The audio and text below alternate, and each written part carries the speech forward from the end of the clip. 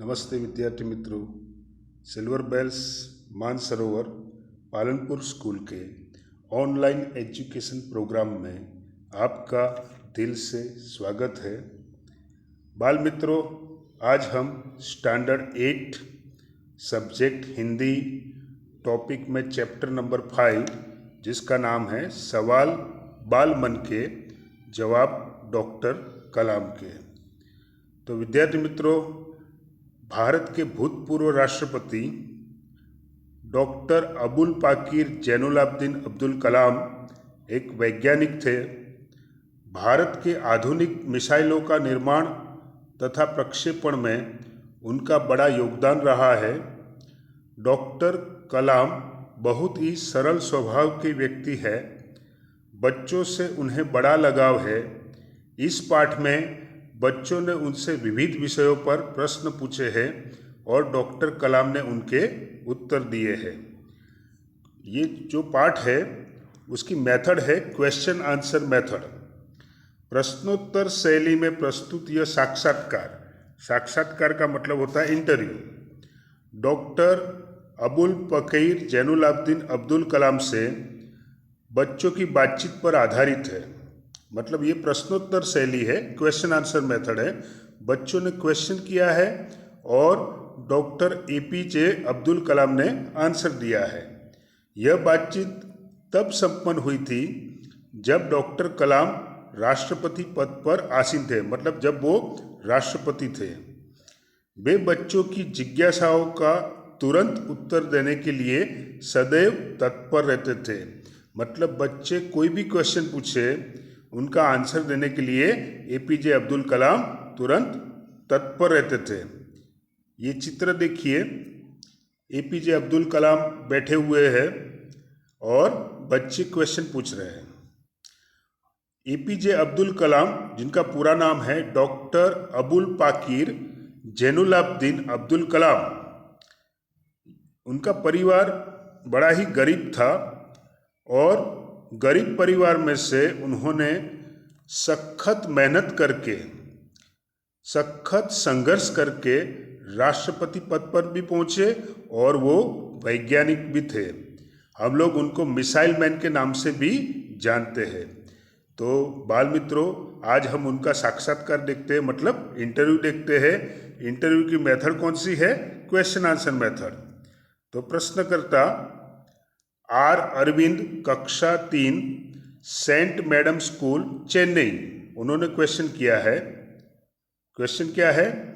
क्या आप अपने बचपन की कोई यादगार घटना हमें सुना सकते हैं?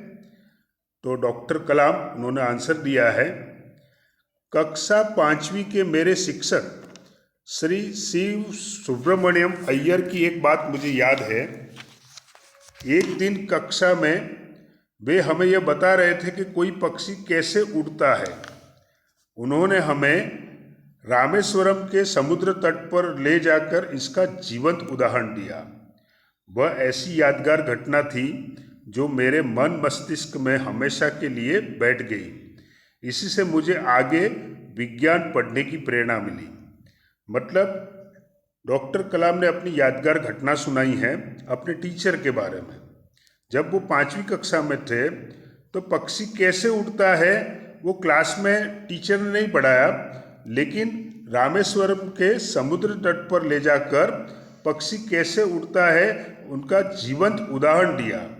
यानी खाली चॉक एंड टॉक मेथड नहीं, लेकिन लाइव जीवंत मेथड का एग्जाम्पल दिया और यह बात उनके मन मस्तिष्क में हमेशा के लिए बैठ गई और वो विज्ञान में आगे बढ़ने लगे। विज्ञान में उनका इंटरेस्ट बढ़ गया। प्रश्न करता है, नाम है सरयू मकर, कक्षा 5, वाल्मीकि नगर हिंदी माध्यमिक शाला, नागपुर। उनका क्वेश्चन है, बचपन में हमें किस भाषा को प्रमुखता देनी चाहिए? विद्यार्थी मित्रों, ये जो क्वेश्चन है ये क्वेश्चन एकदम आईएमपी है। बचपन में हमें किस भाषा को प्रमुखता देनी चाहिए? तो डॉक्टर कलाम ने जो आंसर दिया है वो देखो, मैंने स्वयं माध्यमिक शिक्षा की पढ़ाई अपनी मातृभाषा के माध्यम से पूरी की है। कॉलेज और उसके आगे की शिक्षा अंग्रेजी माध्यम की संस्थाओं में हुई।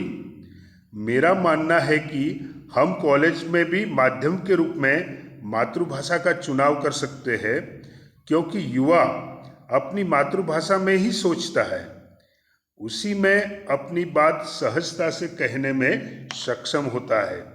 पर इसमें कोई भी दो राय नहीं कि वैश्विक स्तर पर संपर्क के लिए हमें अंग्रेजी जैसी एक संपर्क भाषा की नितांत आवश्यकता है। तो डॉक्टर कलाम ने जो आंसर दिया है उसको समझते हैं। सबसे पहले मातृभाषा का मतलब होता है माँ की भाषा या परिवार की भाषा। तो एजुकेशन किस में लेना चाहिए? तो मातृभाषा में लेना चाहिए, ऐसा डॉक्टर APJ अब्दुल कलाम का मानना है।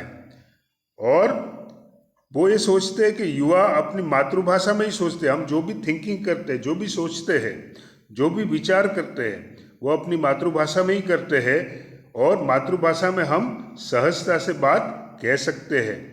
लेकिन उनका यह भी मानना है कि वैश्विक स्तर पर यानी वर्ल्ड लेवल पर संपर्क के लिए हमें एक इंटरनेशनल लैंग्वेज जैसे अंग्रेजी, वो भी हमें अच्छी तरह से आना चाहिए। मतलब डॉक्टर अब्दुल कलाम का कहना है हमें मातृभाषा में एजुकेशन तो लेना चाहिए, लेकिन अंग्रेजी भाषा में भी हमें आगे बढ़ना चाहिए और वो भाषा में भी महारत हासिल करना चाहिए।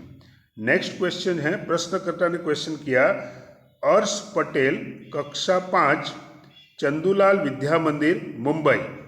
तो क्वेश्चन किसने किया है? अर्श पटेल ने किया है। उनका क्वेश्चन है, यदि हम आपकी तरह बनना चाहे तो हमें क्या करना चाहिए? क्योंकि जो डॉक्टर APJ अब्दुल कलाम थे वो सक्सेस थे लाइफ में, उन्होंने लाइफ में बहुत सारा संघर्ष किया था और वो राष्ट्रपति भी बने थे और वैज्ञानिक भी थे। तो आपकी तरह सक्सेस लाइफ करनी हो तो क्या करना चाहिए? तो यहाँ पर हमको सफलता का मंत्र मिलता है, अ की ऑफ सक्सेस। तो डॉक्टर कलाम ने कौन सी की बताई, देखते हैं। डॉक्टर कलाम, जब आप युवा अवस्था में कदम रखें तभी आपको जीवन में लक्ष्य निर्धारित कर लेना होगा। मतलब बिना लक्ष्य के हम आगे बढ़ सकते नहीं हैं। जिंदगी में लक्ष्य होना चाहिए, एम होना चाहिए कि मुझे क्या बनना है। हमेशा कुछ बड़ा सोचो तो कैसा सोचना है? बड़ा सोचना है। सपने भी देखो तो कैसे सपने देखने हैं? महान सपने देखने हैं। जैसे ही यह अनुभूति हो कि आप आखिर बनना क्या चाहते हैं, तभी से उस दिशा में प्रयास और श्रम प्रारंभ कर दो। आपने डिसीजन ले लिया कि मुझे ये बनना है, बराबर। उसके बाद क्या करना है? प्रयास और श्रम मतलब परिश्रम करना है। कहने का अर्थ है कि जी तोड़ मेहनत करो।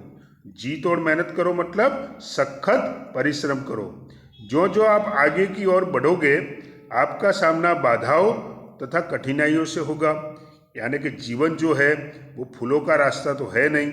कभी कभी जिंदगी में कांटे भी मिलेंगे, कठिनाई भी आएगी, समस्या भी आएगी। आपको अपने अंदर दृढ़ साहस पैदा करना होगा। समस्याओं को पराजित करने में महारत हासिल करनी होगी।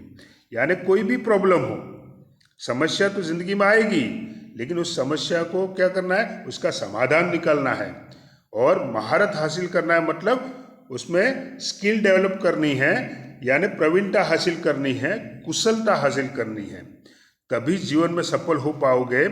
पहले यह जरूरी है कि आप निरंतर ज्ञान अर्जित करो। यानी ये सेंटेंस बहुत महत्वपूर्ण है। निरंतर ज्ञान अर्जित करना मतलब जब तक जियो तब तक सीखो।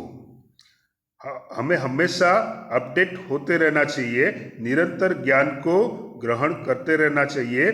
जब तक जियो तब तक सीखो। प्रश्नकर्ता का नाम है चिराग जैन, कक्षा 7, बॉम्बे कैम्ब्रिज अंधेरी, पश्चिम मुंबई से है। उनका क्वेश्चन है, वह कौन सी बड़ी चुनौती है जिसका सामना हमें आज करना पड़ रहा है? मतलब ऐसी कौन सी चैलेंज है जिसका सामना हम आज कर रहे हैं? डॉक्टर कलाम ने आंसर दिया है, भारत को सन 2020 तक एक विकसित राष्ट्र के रूप में परिवर्तित करना और देश के 1 अरब से अधिक नागरिकों के चेहरे पर मुस्कान देखना, यही राष्ट्र के समक्ष सबसे बड़ी चुनौती है। तो देश के समक्ष कौन सी चुनौती है, कौन सी चैलेंज है? 2020 तक विकसित राष्ट्र बनाना है और 1 अरब से अधिक नागरिक के चेहरे पर क्या होना चाहिए? मुस्कान होनी चाहिए, खुशी होनी चाहिए। यही चैलेंज आज हमारे भारत देश के सामने है।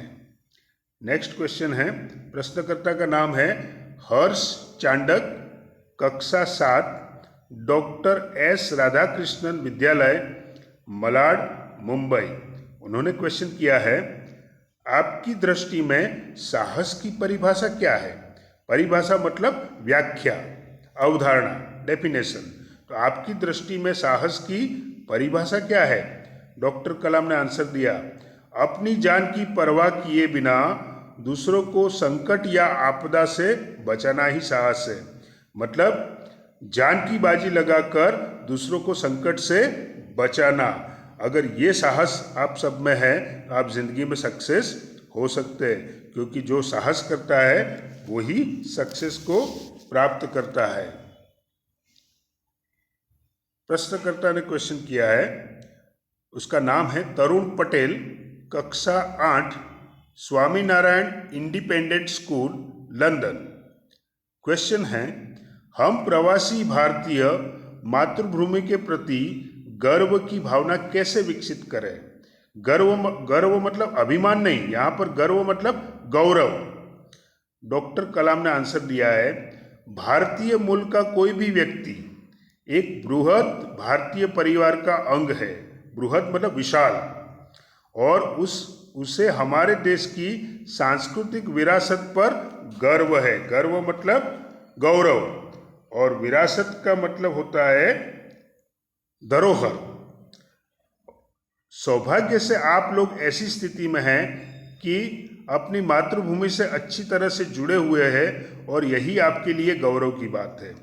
यानी जो प्रवासी भारतीय है, बराबर, तो वो भी, क्योंकि भारत तो सनातन धर्म को मानता है, वसुधैव कुटुंबकम में मानता है, तो उनको सांस्कृतिक विरासत पर गर्व होना चाहिए और मातृभूमि से अच्छी तरह जुड़ना चाहिए, तभी हम उस पर गर्व कर सकते हैं। प्रश्न करता है, उसका नाम है सत्यम, कक्षा 10, जिला स्कूल, मुंगेर। उनका क्वेश्चन है, जो भी बच्चे आपसे मिलते हैं वे कहते हैं कि एक प्रसिद्ध वैज्ञानिक, इंजीनियर, डॉक्टर आदि बनना चाहते हैं, पर किसान, मजदूर और कलाकार भी किसी राष्ट्र के लिए उतने ही महत्वपूर्ण हैं। हमें ऐसे ही परिवारों से आते हैं, हमारे लिए आपका क्या संदेश है? यानी ये क्वेश्चन है, किसी को भी और किसी भी बच्चे से हम पूछते हैं कि आप फ्यूचर में क्या बनना चाहते हो या आपका सपना क्या है, तो कोई भी बच्चा ज़्यादातर क्या कहेगा? कोई वैज्ञानिक, इंजीनियर, डॉक्टर बनना चाहता है। लेकिन किसान, मजदूर और कलाकार भी देश के लिए उतने ही महत्वपूर्ण हैं। तो उसका आंसर डॉक्टर कलाम ने दिया है, किसान, मजदूर, कलाकार और दस्तकार। दस्तकार का मतलब होता है शिल्पकार। दस्तकार का मतलब क्या होगा? शिल्पकार। तो किसान, मजदूर, कलाकार और दस्तकार, ये सभी हमारे राष्ट्र के अभिन्न अंग है। यानी इसके बिना हमारा राष्ट्र अधूरा है। राष्ट्र निर्माण में हमें उन सभी की सेवाओं की समान रूप से दरकार है। यानी उनकी सेवा भी हमें चाहिए। आप सभी को चाहिए कि अपने अपने क्षेत्रों में खूब उन्नति करें। जैसे देश के लिए कोई इंजीनियर, डॉक्टर जितना जरूरी है, कोई वैज्ञानिक जितना जरूरी है, उतने ही जरूरी किसान, मजदूर, कलाकार और दस्तकार। दस्तकार मतलब शिल्पकार, ये भी देश के लिए इतने ही जरूरी है। तो विद्यार्थी मित्रों, पार्ट 1 हम पेज नंबर 29 तक रखते हैं, फिर पार्ट 2 में फिर वापस मिलेंगे। थैंक यू, आभार, धन्यवाद।